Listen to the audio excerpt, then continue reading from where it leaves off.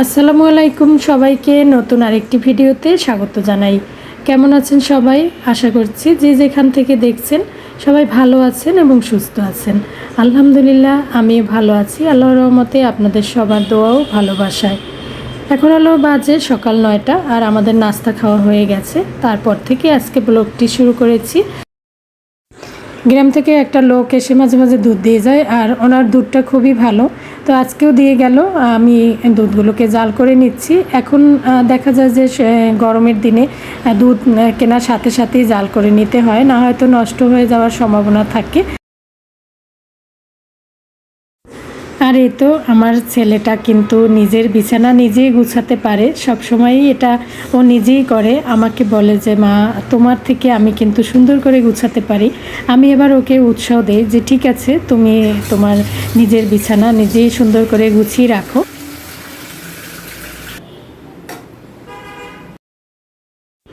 আসলে ছোটবেলা থেকে সন্তানদেরকে ছোট ছোট দায়িত্ব দিতে হয়, এতে করে ওরা দায়িত্বশীল হতে শেখে।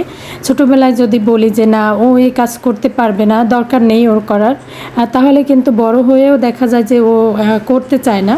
আর যে কোনো নিজের কাজ নিজে করাটা উচিত। ও ছোটবেলা থেকে স্কুল থেকে এসে স্কুল ড্রেসটা নিয়ে বাথরুমে ঢুকে পড়তো, বলতো যে আমার স্কুল ড্রেসটা আমি সাবান দিয়ে ধুয়ে ফেলি। তো এই জিনিসগুলো ওর মধ্যে দেখি ছোটবেলা থেকেই। আসলে আমিও উৎসাহ দেই, বলি যে হ্যাঁ, তোমার কাজটা খুব সুন্দর হয়েছে, ঠিক আছে, তুমি এভাবেই সুন্দর করে পরিষ্কার করো, সুন্দর করে গুছিয়ে রাখো সব কিছু। এতে ও আরও বেশি উৎসাহ পায় আর কাজ করতেও চায়। আসলে ছোট থেকে ছোট ছোট দায়িত্ব দেওয়া উচিত সন্তানদেরকে, এতে করে ওরা দায়িত্বশীল হতে শেখে। নিজের কাজ নিজে করানো শিখাতে হয়। মাহির আবার এগুলো খুব পছন্দ করে, নিজের কাজ নিজে করাটাও খুব পছন্দ করে। ওকে যদি বলি যে তোমার পড়ার টেবিলটা আমি গুছিয়ে দেই, ও বলে যে না, আমি গুছাবো। আর ও নিজের কাজ নিজে করতেই বেশি পছন্দ করে। ছোটোবেলা থেকেই ও স্কুল থেকে এসে নিজের স্কুল ড্রেসটা নিয়ে বাথরুমে ঢুকে পড়তো আর বলতো যে আমার স্কুল ড্রেস আমি এখন সাবান দিয়ে ধুয়ে নেব। তো এইভাবে ও ছোটোবেলা থেকেই করে। আর এগুলো আমি উৎসাহ দেই ওকে করার জন্য, যে ঠিক আছে, তোমার এটা করো, তোমার এটা খুব সুন্দর হয়েছে, তোমার এই কাজটা খুব ভালো হয়েছে। এতে আরও বেশি খুশি হয়। তো এখন আমি একটু লেমন লাচ্ছি তৈরি করব।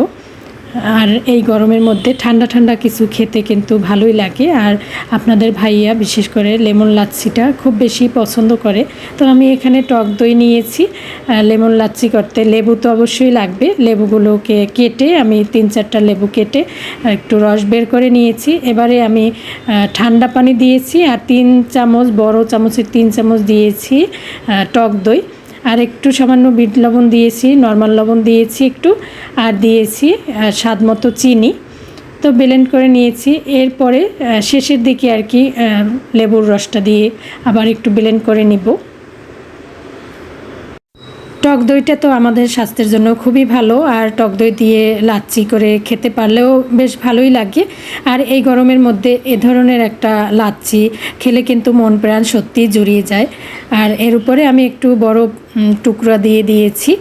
আর এই লেমন লাচ্ছিটা যে সবাই এত বেশি পছন্দ করে, আমি প্রতিদিনই বলতে গেলে তৈরি করি এই লেমন লাচ্ছিটা। তো প্রথমে আমি ওদের 2 ভাই বোনকে দিয়েছি, বললাম যে তোমরা খেয়ে দেখো কেমন হয়েছে। তো দুজনে খেয়ে খুব বেশি প্রশংসা করছিল যে মিষ্টি টক সব একদম ঠিক আছে, একদম পারফেক্ট হয়েছে। তো লাচ্ছি খাওয়া হয়ে গেছে, এবারে দুপুরে রান্না বান্না করতে চলে এসেছি। আর এই তো সবজি আনা হয়েছে, গরমের সবজি, ঢেঁড়স, করলা, এগুলো তো একদিন পর একদিনই চলে আমাদের বাসায়। পটলের ঝোল করব একটু মাছ দিয়ে। আর ঝোল তরকারি খেতে পারলেই বেশি ভালো হয় এই গরমের মধ্যে। আর গরমের মধ্যে কিন্তু এই যে ঢেঁড়স ভাজি বা করলা ভাজি একটু অল্প তেলে ভাজি করে নিলে খেতে বেশ ভালো লাগে। গরমে কিন্তু এমনিতেই কোনো খাবারে খেতে ইচ্ছে করে না, খাবারে কোনো রুচি থাকে না। পাতলা ডাল কিংবা করলা ভাজি এই ধরনের খাবারগুলো খেতে ভালো লাগে গরমের মধ্যে। আর যে কোনো ধরনের ভর্তা হলে তো ভালোই হয়। যদিও অনেক দিন আমার ভর্তা করা হয়নি, ভর্তা করাটা একটু ঝামেলার, আর করাও হয়নি অনেক দিন ধরে। একদিন করবো ভাবছি। এই গরমের মধ্যে কিছু একটা ভর্তা দিয়ে ভাত খেতে ভালোই লাগে। আমি সবসময় ঢেঁড়স কোটার আগে থেকে একটু ধুয়ে পানি ঝরিয়ে রাখি, এতে করে আঠালো ভাবটা কম হয়। আর ঢেঁড়সটা একটু মোটা মোটা করে কাটলেও কিন্তু আঠালো ভাবটা কম হয়। তো একটু কিছু টিপস ফলো করে যদি আমরা কাজ করি তাহলে কাজ কিন্তু অনেকটাই সহজ হয়ে যায়। সবজি কাটা বাছা হয়ে গেছে, সব কিছু রেডি করে নিয়েছি, এবারে রান্না বসিয়ে দেব। আর আজকে রান্না করব হচ্ছে ঢেঁড়স ভাজি আর পটল আলুর ঝোল করব পাবদা মাছ দিয়ে। আজকে রান্না করতে একটু দেরি হয়ে গেছে, সকাল থেকে কারেন্ট ছিল না, আমাদের এখানে লাইনে একটু সমস্যা হয়েছে, তাই সকালে কারেন্ট গেছে আর একদম 1টার দিকে কারেন্ট এসেছে। আর 2 দিন ধরে আবার একটু লোডশেডিংও বেড়ে গেছে। এর আগে তো তেমন লোডশেডিং ছিল না। গরমের মধ্যে যদি লোডশেডিং থাকে তাহলে যে কী অবস্থা হয়। এর আগে কয়েকদিনে আমরা বলছিলাম যে গরম আছে ঠিক আছে, কিন্তু লোডশেডিং নাই, এই জন্য তো ভালো আছি আমরা। তো না কথা বলতে না বলতেই লোডশেডিং শুরু হয়ে গেছে। গতকালকে সন্ধ্যার দিকে কারেন্ট ছিল না, আজকে আবার সকাল থেকে ছিল না, লাইনেও নাকি একটু সমস্যা হয়েছে। তো যাই হোক, এই তো এভাবেই চলবে, আর এভাবেই আমাদেরকে সব কিছু মানিয়ে নিয়ে চলতে হবে গরমের মধ্যে। এই তো আমি ঢেঁড়স ভাজি বসিয়ে দিয়েছি। ঢেঁড়স ভাজিতে সামান্য একটু হলুদ গুঁড়া লবণ দেই, আর কিছুই দেই না। আর নামানোর আগে না, ঠিক একটু যখন ঢেঁড়সটা সিদ্ধ হয় তখন আমি এর মধ্যে একটু চিনি দিয়ে দেই, এতে করে ঢেঁড়সের যে সবুজ ভাবটা সেই সবুজ ভাবটা বজায় থাকে। সামান্য একটু চিনি দিয়ে দিলে। এদিক দিয়ে আমি ভাতও বসিয়ে দিয়েছি। এই তো কারেন্ট ছিল না বলে ভাত বসাতেও দেরি হয়েছে। আর এখন পাবদা মাছগুলো ভেজে নেব। লবণ হলুদ মরিচ এগুলো দিয়েই আমি মাছ ভাজি সব সময়। অনেকে দেখি যে শুধু লবণ হলুদ দিয়ে মাছ ভাজে, কিন্তু আমার কাছে মনে হয় যে একটু হলুদের সাথে মরিচ দিলেও বেশ ভালো হয়। তো এই যে আমি একটু সামান্য পরিমাণে চিনি দিয়ে দিলাম ঢেঁড়সে। আর ঢেঁড়সটা কিন্তু একদম সবুজ আছে।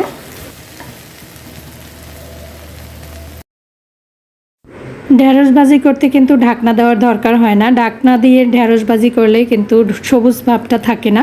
আমি কখনোই ঢাকনা দিয়ে ঢেঁড়স ভাজি করি না। ঢেঁড়স ভাজি বা করলা ভাজি এগুলোতে আমি ঢাকনা দিই না। এমনিতে এই ননস্টিক কড়াইতে ভাজি করলে ঢাকনা দেওয়ার প্রয়োজন হয় না, অল্প আছে রান্না করে নিলেই রান্নাটা ভালো হয় আর কি। ঢেঁড়স ভাজি বা করলা ভাজি একটু অল্প আছেই ভাজি করে নিতে হয়। তো এই যে আমি পাবদা মাছগুলো ভেজে নিলাম, আর সবজির মধ্যে দিয়ে আজকে পাবদা মাছ রান্না করব।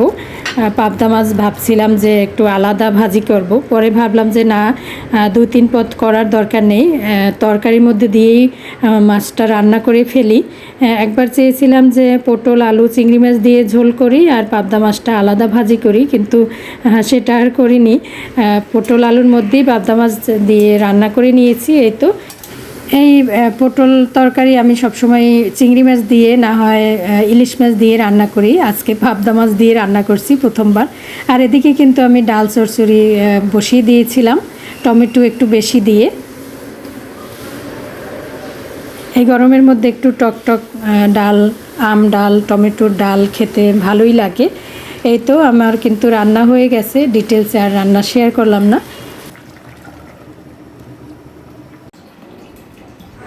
এতক্ষণ ধৈর্য ধরে যারা আমার ভিডিওর সাথে আছেন তাদের প্রতি আমি অনেক বেশি কৃতজ্ঞ। তাদের জন্য মন থেকে অনেক অনেক দোয়া ও ভালোবাসা রইল। ভিডিওটি ভালো লাগলে চাইলে একটি লাইক দিয়ে দিতে পারেন। আর নতুন বন্ধু যারা আজকে আমার ভিডিও প্রথম দেখছেন, যদি এতটুকু ভালো লেগে যায় আমার চ্যানেলটিকে সাবস্ক্রাইব করে রাখতে পারেন।